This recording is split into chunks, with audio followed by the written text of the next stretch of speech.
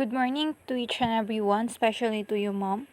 My name is Baymari Fakesa Naman, and my topic for today is all about the crafting ordinances and resolution. And what is the difference between an ordinance and resolution, and what determines whether an ordinance and resolution should be used? Okay, let's start. Generally, an ordinance is a local law of a municipal corporation duly enacted by proper authorities by prescribing general, uniform, and permanent rules of conduct relating to the corporate powers of the municipality. A simple or ordinary ordinance as opposed to a charter ordinance is used to effect most local legislative action. State statutes sometimes require exercise of city or village power by enactment of ordinance. Some examples include Section 6120, changing number of village trustees, Section 6132, changing salaries of village president and trustees, Section 6208, altering aldermanic district, Section 62, changing salary of mayor and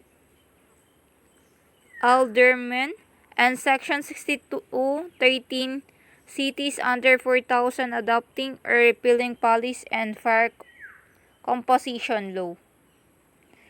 In contrast, resolutions are generally less permanent enactment than ordinances. Resolutions commonly deal with matters of a special or temporary character. A resolution ordinarily denotes sometimes less solemn or formal than or not rising to a dignity of an ordinance.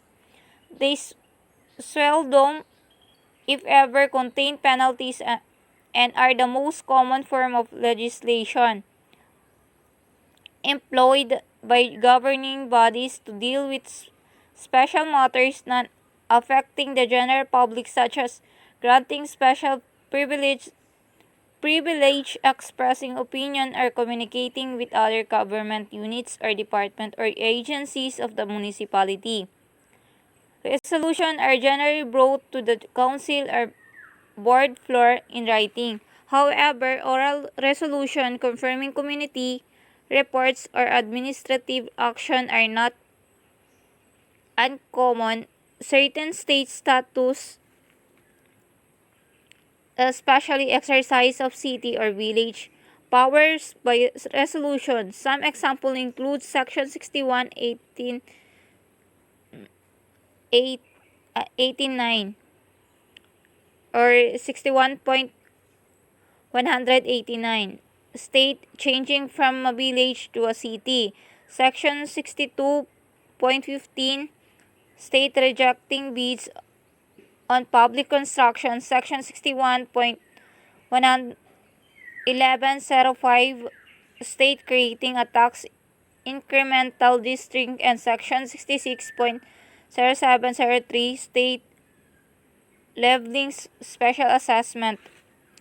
Sometimes the decision regarding whether to use a resolution or ordinance will be governed by state or local law. As the above example shows, specific statute may exist which require the action be taken by ordinance or resolution. But often the statute do not specify a required form, and then a local governing body has wide latitude in determining the form that its legislative or administrative action take, and exercise that discretion on the basis of the desired permanency and impact of the action. In general, the governing body should use an ordinary ordinance when amending, repealing, or modifying an existing ordinance or required by state law, or the act is of general application and intended to be reasonable, permanent, or public notice publication and inclusion in the local code of ordinances or ordinance book is depended desirable.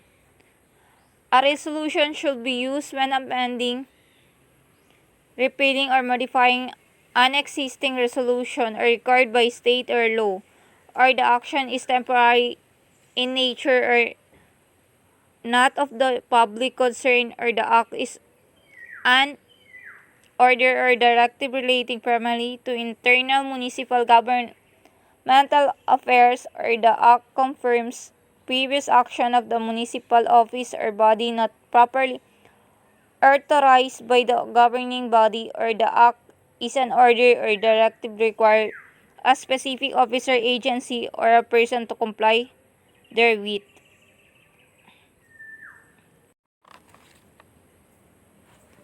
An ordinance is a proper authority that indicate by a government official. Like for example, may batas sila na pinapatupad. They need to talk to have to consolidate on it to be an effective law.